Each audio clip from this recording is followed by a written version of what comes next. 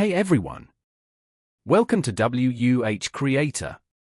In today's video, we're going to learn how to delete unwanted files from your computer, the hidden junk that slows down your system without you even knowing it. So make sure to watch till the end, and don't forget to subscribe to WUH Creator for more helpful tips. Many times, our computers get filled with temporary or unnecessary files that take up space and reduce speed. These files are safe to delete, and I'll show you exactly how to do it step by step. Simply press Windows +R on your keyboard. Type %temp% in the run box and hit Enter or OK. A folder will open showing all your temporary files. Press Ctrl+A to select all the files. Now, just press the Delete key on your keyboard. You might see some files that can't be deleted. That's totally fine, just click Skip. Wait a few moments while the files are being deleted.